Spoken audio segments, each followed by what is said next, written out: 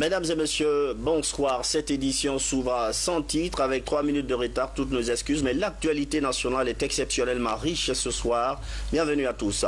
Le deuxième conseil d'administration sur les énergies renouvelables, c'était ce samedi. Plusieurs dirigeants africains y ont pris part ou se sont fait représenter à ces travaux. Le président Alpha Condé, vous le savez, est le coordinateur de ce projet et c'est lui-même, ici en image, qui a dirigé ces travaux. Nous y reviendrons dans nos prochaines éditions d'information. En parlant d'énergie renouvelable, Conakry a abrité ce matin une rencontre de haut niveau. Plusieurs acteurs impliqués dans le processus étaient mobilisés. La cérémonie a été coprésidée par les premiers ministres gabonais et guinéens. On fait le point avec Adi Camara.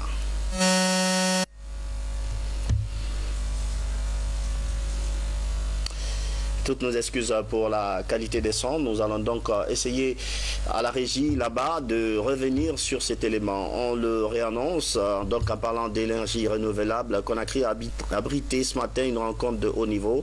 Plusieurs acteurs impliqués dans le processus étaient mobilisés. La cérémonie a été coprésidée par les premiers ministres gabonais et guinéens. On fait le point avec Adi Camara.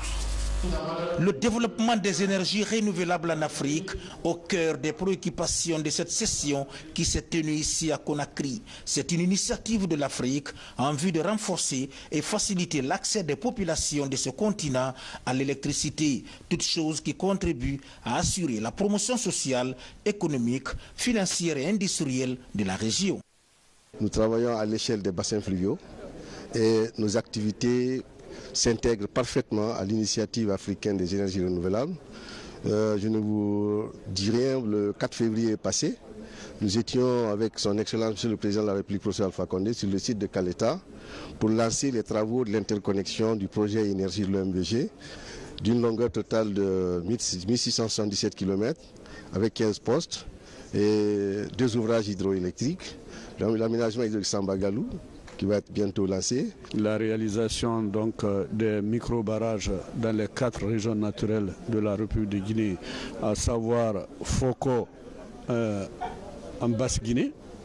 Et Foko va être un barrage à but multiple, va produire non seulement de l'énergie, mais irriguer des terres pour favoriser l'agriculture et aussi procéder à l'alimentation en eau potable de la ville de Kindia.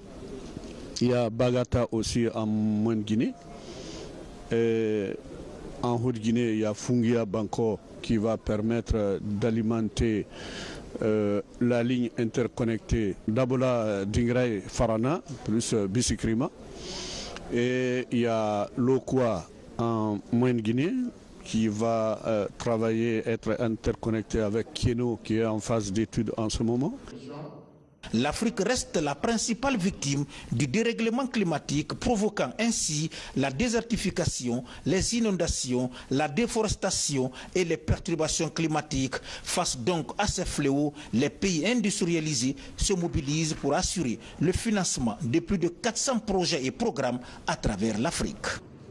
C'est un formidable défi d'espérance parce que derrière l'accès aux énergies renouvelables, il y a aussi l'accès à l'eau. C'est le rôle, par exemple, de la coalition solaire qui commence par l'équipement en milieu rural de capacité d'énergie solaire pour faire de l'irrigation. Donc ça, c'est très important. Il y a à la fois les grands projets comme celui d'Inga, il y a les projets moyens, et puis il y a les projets des communautés villageoises en autoconsommation pour pouvoir développer justement l'agriculture, l'accès à l'eau, le traitement des déchets, et l'accès tout simplement à l'électricité, c'est-à-dire derrière l'accès à l'éducation, l'éclairage des écoles, etc. Il existe plusieurs initiatives visant à renforcer notre résilience. Notons à cet égard l'initiative d'adaptation en Afrique, l'initiative africaine d'adaptation de l'agriculture, la Grande Muraille verte pour le Sahara et le Sahel, l'initiative pour la sécurité, la stabilité et la durabilité, l'initiative pour la résilience rurale et l'initiative pour la forêt dans la région méditerranéenne et le Sahel. Des engagements ont été pris à tous les niveaux pour assurer l'intégration, la coordination et la coopération entre les différents pays pour viabiliser cette initiative africaine. Le travail que nous faisons aujourd'hui, il faut certes à la fois réduire ces changements climatiques, mais il faut aussi penser au développement de l'Afrique, parce que pour se développer, on a besoin d'énergie. Donc c'est ce travail aujourd'hui que nous faisons, et j'espère que toutes les personnes impliquées dans ce processus garderont présent à l'esprit, maintiendront cet engagement afin de préserver notre environnement, afin de préserver notre planète, afin de préserver les futures générations, mais aussi de leur donner la chance d'avoir les moyens de se développer. Là, je parle donc des nations africaines. Pour le démarrage des différents chantiers, toutes les parties prenantes s'appuient sur l'amélioration de la gestion des terres, la réalisation des projets qui permettent de réduire les émissions du gaz à effet de serre avec en prime un plan d'investissement prioritaire susceptible de faciliter la mobilisation des ressources financières. Audience à Sékou Touré, le président Alpha Condé a reçu l'artiste américaine Akon, mégastar de la musique. La mégastar de la musique s'intéresse au projet énergétique que coordonne le chef de l'État, l'initiative africaine sur les énergies renouvelables. Compte rendu à Mohamed Lamine Souma. Reconnaissable par ses boucles d'oreilles, la vedette planétaire de la musique américaine Akon, tout de blanc vêtu, est venue parler avec le président Alpha Condé de l'initiative africaine pour les énergies renouvelables. Une initiative dirigée par le président Alpha Condé, président en exercice de l'Union africaine, qui vise à électrifier l'Afrique en mettant en place 10 nouveaux gigawatts d'ici 2020 et atteindre 300 gigawatts de production d'énergie en 2030. Je remercie l'opportunité d'avoir pu venir et s'entretenir avec le président. Les discussions ont été à propos des différents rendez-vous et meetings que nous avons eus pendant ces 2 jours, et plus précisément sur l'implication du secteur privé avec le secteur public à travers Akon Lighting Africa, dans lesquels des projets d'éclairage lampadaire solaire et de home system. Il y a aussi un autre projet plus important encore, qui est la création d'une usine d'assemblage locale, qui permettra de créer un très grand nombre d'emplois et de créer un écosystème local. Faut-il le rappeler, Akon, la mégastar de la musique américaine, n'est pas à sa première visite en Guinée, et non plus à son coup d'essai. Le carnet d'audience toujours du chef de l'État, le président de la République a reçu ce matin un groupe d'hommes d'affaires. Ils évoluent dans plusieurs secteurs d'activité et souhaitent s'installer en Guinée. Ces investisseurs ont ciblé quelques domaines à travers lesquels ils comptent appuyer le pays. Sanassi Keita. Ils sont investisseurs évoluant dans divers domaines d'activité. Ces hommes d'affaires venus du Singapour, de la Chine et de Hong Kong sont introduits auprès du président de la République par les responsables de la SMB, Société minière de Boké. Objectif, témoigner de leur aspiration au professeur Alpha Condé d'investir pleinement en Guinée. Nous avons eu l'honneur d'être reçus aujourd'hui par son Excellence le Président de la République, car à l'initiative de M. Sun, le coordinateur général du projet SMB WAP, nous avons invité un certain nombre d'investisseurs chinois, notamment dans le domaine industriel, du textile et de transformation des matières premières et notamment des transformations dans le domaine de l'agriculture, en tout cas de l'industrie agroalimentaire.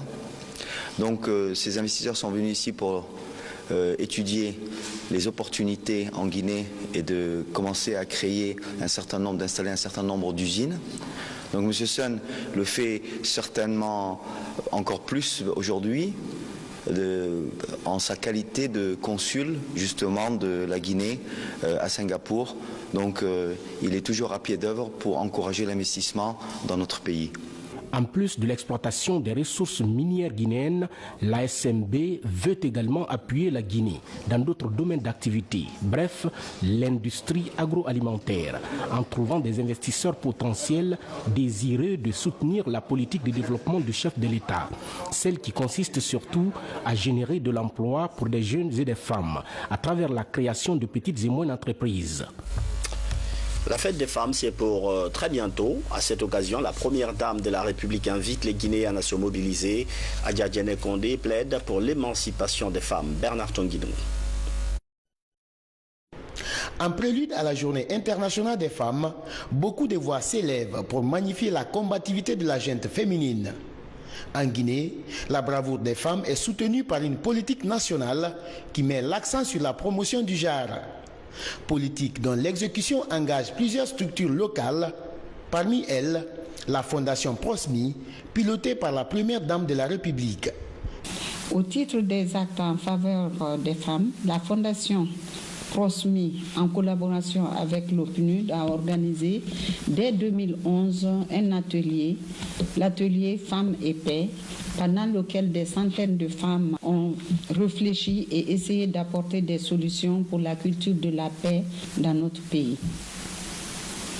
Nous avons entrepris plusieurs autres actions, notamment dans la possibilité de la femme à assurer son autonomisation. Sur le plan économique, ainsi, nous avons appuyé plusieurs projets en faveur de la femme. Je peux citer le projet 5 by 20 avec Bonagui et la Fondation Coca-Cola qui a permis à des centaines de femmes d'exercer leur petit commerce et d'être indépendantes. Aussi, la Fondation Prosmi a organisé avec Plan Guinée le plaidoyer pour la scolarisation de la fille et bien d'autres actions. En dépit des avancées enregistrées dans la lutte pour l'émancipation des femmes, des défis persistent. Les violences faites aux femmes, notamment les mutilations génitales féminines et le faible taux de représentativité des femmes au niveau des instances de décision. Pour relever ces défis, Adja Diéné Condé exhorte les femmes guinéennes à plus d'engagement pour leur propre émancipation. Il faut continuer le combat. Et la première bataille est la scolarisation de la fille. On ne peut pas aspirer à l'égalité si nous n'avons pas au minimum le même niveau d'instruction que les hommes. L'émancipation est un processus dynamique. Les femmes doivent toujours avoir à l'idée que l'égalité avec les hommes ne se décrète pas, mais s'acquiert au bout d'un certain nombre de compétences acquises par la femme. Je souhaite que les femmes de Guinée demeurent toujours animées de cet esprit de compétitivité afin d'accéder à une position sociale respectable et respectée. À quelques jours du 8 mars, la ferveur est déjà visible au sein des associations féminines qui se préparent à fêter cette journée internationale. Une date consacrée par les Nations Unies pour célébrer la femme et promouvoir son émancipation. Santé tout d'abord, les travaux de la 19e Assemblée générale des centrales d'achat de médicaments essentiels. Un plan stratégique a été adopté pour les 5 prochaines années. Information principale, la Guinée prend la présidence de la CAM. Souris de Kera.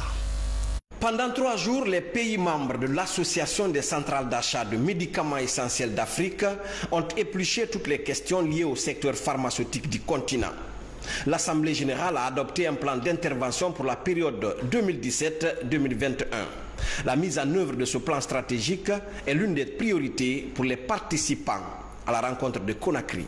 L'Assemblée générale recommande à tous les membres de la CAM de désigner un point focal chargé du suivi et évaluation du plan stratégique 2017-2021 de la CAM. En outre, l'Assemblée générale recommande que ces points focaux chargés du suivi et évaluation participent aux assemblées générales de la CAM.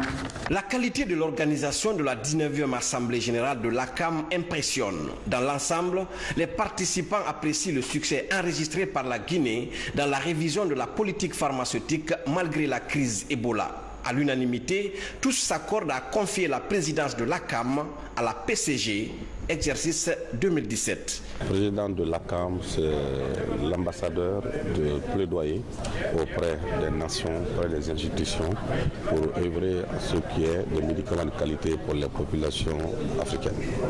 Alors, les défis sont nombreux quand on sait que dans nos différents pays, il y a un réel problème de disponibilité de médicaments de qualité à des coûts abordables. Et il nous appartient à nous d'œuvrer pour qu'il y ait des médicaments de qualité pour nos populations, et cela passe nécessairement par le plaidoyer, par la formation et par les contacts avec les centrales, mais aussi avec les contacts avec les institutions internationales. Les différentes thématiques de la rencontre abordent à la fois les questions liées au fonctionnement de l'ACAM, mais aussi aux journées pharmaceutiques guinéennes. Une autre innovation depuis la création de l'ACAM il y a 20 ans. Ce qui est particulièrement intéressant, c'est les thèmes débattus pendant ces assemblées générales. Et c'est des thèmes qui sont vraiment d'actualité et qui sont d'une grande importance pour les différents pays d'Afrique. Vraiment voir ces sujets débattus et des recommandations vraiment très spécifiques développées au cours de cette assemblée, je pense que c'est une très bonne chose. Et comme c'est la Guinée qui assure la présidence de l'ACAM en la personne de Dr Moussa Konaté, le directeur général de la pharmacie centrale de Guinée, le ministère de la Santé ne ménagera aucun effort pour l'accompagner. Fini les travaux de la 19e Assemblée générale de l'ACAM, les 21 pays membres vont s'atteler à présent à l'amélioration de la disponibilité et l'accès aux médicaments essentiels sous le leadership de la Guinée. La 20e Assemblée de l'ACAM est prévue en mars 2018 en Côte d'Ivoire. Santé toujours et la lutte contre la poliomyélite. La Guinée n'a notifié aucun cas depuis septembre 2015, un cap qu'il faut garder. Les autorités sanitaires s'apprêtent à lancer le 10 mars 3 jours de campagne. Elle concerne les enfants entre 0 et 5 ans. Mamadi Terna Kamisoko.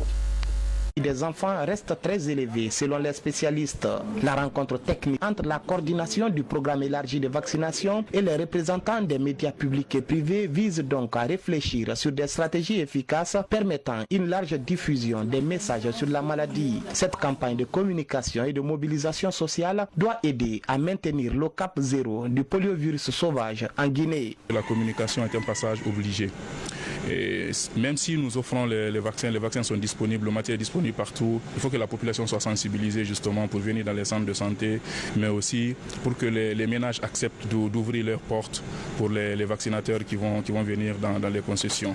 La poliomyélite est une maladie infectieuse et contagieuse qui entraîne une paralysie chez les enfants de 0 à 5 ans. La vaccination reste la solution afin d'éviter aux enfants cette maladie paralysante, raison pour laquelle les médias entendent accompagner les prochaines journées nationales de vaccination. La radio-télévision guinéenne, à travers la radio nationale, la télévision nationale, nous sommes aux côtés du ministère de la Santé donc pour mener cette campagne. D'abord en préventif pour la sensibilisation des populations, mais aussi en action sur le terrain pour que cette campagne puisse réussir. On a des émissions interactives, on a des programmes de santé, et à partir desquels nous pouvons faire des émissions interactives pour essayer de sensibiliser, vulgariser le programme élargi de vaccination pour que l'objectif soit atteint. Grâce au concours de l'UNICEF, un plan opérationnel a été élaboré. Quelques 4 millions de vaccins sont disponibles dans l'espoir de toucher plus de 3 millions d'enfants. Aujourd'hui, nous souhaitons que tous les parents prennent conscience de l'intérêt de cette campagne pour les tout-petits. Des équipes de vaccination passeront dans les ménages pour vacciner tous les enfants en dessous de 5 ans. Autrement dit, les enfants, qu'ils aient été vaccinés auparavant ou non, ils doivent tous se soumettre à cette vaccination qui est une vaccination de renforcement de l'immunité pour définitivement arrêter la circulation du poliovirus dans notre pays. À ce jour, aucune préfecture n'est affectée par la poliomyélite en Guinée. Le premier tour de la campagne nationale de vaccination prévue du 10 au 13 mars vise ainsi à prévenir sur d'éventuels cas de polio dans le pays. Lutte contre l'immigration clandestine. Plusieurs jeunes Guinéens continuent de braver la Méditerranée, obsédés par l'Eldorado occidental. Comment éradiquer le phénomène ou tout au moins le réduire? C'est le sens d'une conférence débat organisée ce samedi par une ONG. Mabintila Issouma. C'est 12 ans, mais Mouna Kouyaté semble maîtriser les conséquences de l'immigration clandestine. Ce matin, Mouna et ses amis de classe sont venus assister à cette conférence axée sur l'un des mots du 21e siècle. Je compte finir, si Dieu me donne la chance, ici ou bien ailleurs. Mais je ne vais pas faire clandestin. Et si je compte à mes frères aussi de ne pas faire, parce que ce n'est pas bon. Je compte étudier ici et travailler ici plutôt que d'aller dans un autre pays. Et moi, je vais choisir d'être journaliste. Parce que ma meilleure matière, c'est le français.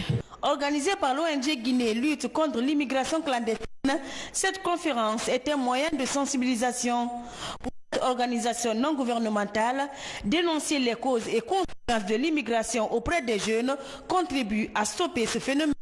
Ce thème, c'est parce que l'immigration clandestine a fait beaucoup d'effets sur la jeunesse. Et la jeunesse a perdu l'espoir au pays. Maintenant, ils comptent aller à la recherche de bonheur, n'est-ce pas, à la Méditerranée pour l'Eldorado européen. Il faut sensibiliser à la base. Voilà, les grands aussi viendront parce que c'est leur étape. Et là, ça concerne aussi des jeunes. Parce qu'il faut que tu sois conscient à la base, non seulement toi pour éviter dans l'avenir, mais aussi conseiller tes frères pour l'éviter. Les jeunes qui sortent pour aller en Europe, qui disent qu'ils veulent aller en Europe clandestinement, souffrent. Il y en a qui trouvent la mort dans ça. Vous voyez, donc le mieux, si vous voulez partir à l'extérieur, cherchez l'argent ici, vous prenez l'avion, vous partez. Au cours des débats, des solutions contre l'immigration ont été élaborées. Des solutions comme l'entrepreneuriat jeune ou encore la lutte contre le chômage pourraient dissuader les jeunes à braver l'inconnu. Enseignement préuniversitaire, le nouveau locataire veut démarrer sur des chapeaux de roue. À peine installé, il rencontre les structures déconcentrées de son département. Une première prise de contact qui se veut rassurante, mais surtout une façon d'impliquer tout le monde dans la relance du système éducatif. Amadou Touré. Après sa prise de fonction, le nouveau ministre de l'enseignement préuniversitaire et de l'alphabétisation rencontre les acteurs de l'éducation. Première étape, la direction communale de l'éducation de Matoto, la plus grande du pays. Ici, parents d'élèves, syndicats, délégués scolaires et enseignants saluent la nomination d'un enseignant. Il avait le soutien total, l'engagement des élèves, des enseignants, des encadreurs à tous les niveaux. Pour avoir servi comme enseignant, chef d'établissement, syndicaliste et directeur communal de l'éducation de Matoto, Ibrahima Khalil Konaté a tout d'abord remercié ses anciens collaborateurs avant de préciser sa nouvelle méthode de travail. Le cabinet ne décidera jamais tant que je suis le ministre. De 1958 à 2017, je suis le seul ministre qui est venu de là-bas. Aucun n'a été mis, DPE, IRE, pour être ministre. Je suis le seul. Ça veut dire que je suis très proche de la base. C'est pour cela dans mes décisions, nous viendrons vous écouter. Car nous étions au syndicat, c'est ce qu'on faisait. Cet exercice qui vise à rassurer les enseignants et autres acteurs de l'école guinéenne va s'étendre sur d'autres sphères de l'éducation. Le programme de réforme des services de défense et de sécurité, la douane intègre la formation militaire commune de base. Des centaines de soldats de l'économie ont bouclé cet après-midi un stage au kilomètre 36. Tierno Ousmane Diallo. Leur formation a duré 4 mois dans le camp militaire de l'Abbé et dans celui du kilomètre 36. Inscrite dans la politique de réforme des services de défense et de sécurité, elle a donné l'opportunité aux agents de douane de connaître l'art militaire. Présents le long des frontières, les douaniers sont aussi appelés à participer à la défense du pays et à protéger les citoyens des menaces terroristes.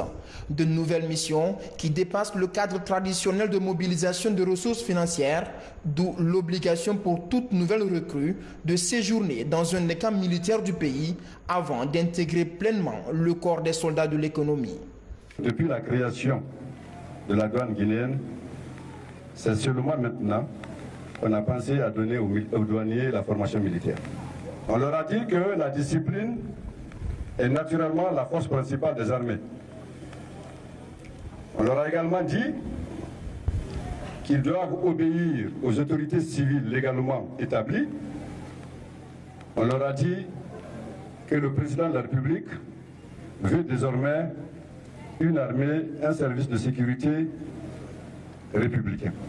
Nous estimons, monsieur le directeur général, que ces jeunes récipiendaires d'attestation de fin de stage seront capables de faire appel au sens du devoir et accomplir avec vivacité et abnégation les aspirations de votre institution. 1000 douaniers ont suivi la formation commune de base au fil des ans depuis 2014. Tous forment la même promotion, baptisée cet après-midi par le ministre du Budget. Je me réjouis personnellement de la réussite de ce programme de réforme des forces de défense et de sécurité, inscrit dans la priorité du gouvernement de son Excellence professeur Alpha Condé, conformément à sa vision de faire de nos forces de défense et de sécurité un service républicain qui répond à satisfaction aux attentes du peuple de Guinée. Je voudrais, avant de terminer ce propos, nominer le baptême de la promotion que nous célébrons. Il s'agit de la promotion du général de brigade Toumani Sangaré. Après cette première vague, d'autres stagiaires devraient également faire leur entrée au camp afin de suivre le même type de formation militaire. On a eu des palpitations cet après-midi, des moments de colère, d'anxiété et de joie alternés. Mais le Sili Junior a montré qu'il avait du caractère. Les jeunes ont battu le Mali sur le score de 3-2.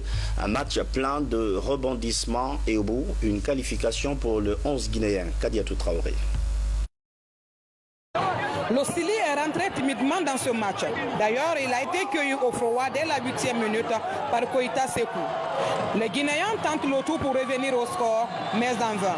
1-0 pour le Mali et le score à la mi-temps. Du retour des vestiaires, le Sili appuie sur l'accélérateur et arrive à égaliser sur penalty par Morla Isilla, rentré en cours de jeu. Quelques minutes plus tard, le Mali reprend l'avantage sur un penalty réalisé par Moussa Diakité. 2-1. À la 73e minute, sur un corner, Mohamed Ali saute plus haut que tout le monde et inscrit le 3e but guinéen. 3-2 est le score final. Je n'ai pas douté, malgré qu'on avait pris un but dès l'entame de jeu. Et après, on revient à la hauteur de l'adversaire. Après la boucle de notre gardien de but, qu'il disait à son défenseur central de laisser le ballon. Mais après, on a essayé quand même de remobiliser la troupe. Et puis, on les a dit, franchement, aujourd'hui, il faudrait qu'ils se battent corps et âme pour vraiment arracher cette qualification. Moi, je pense bien que ces enfants, ils ont été vraiment héroïques, ils ont tenu bon. On avait en face de nous une grande équipe du Mali. La Guinée est ainsi qualifiée en demi-finale de cette 20e édition de la Coupe d'Afrique des Nations des moins de 20 ans, mais également à la Coupe du Monde de leur catégorie. Bonne chance donc à l'équipe nationale de Guinée. C'est la fin de cette édition d'information. Merci à vous qui nous recevez à Conakry et partout dans le monde et surtout bon carême à tous nos frères chrétiens. Bonsoir.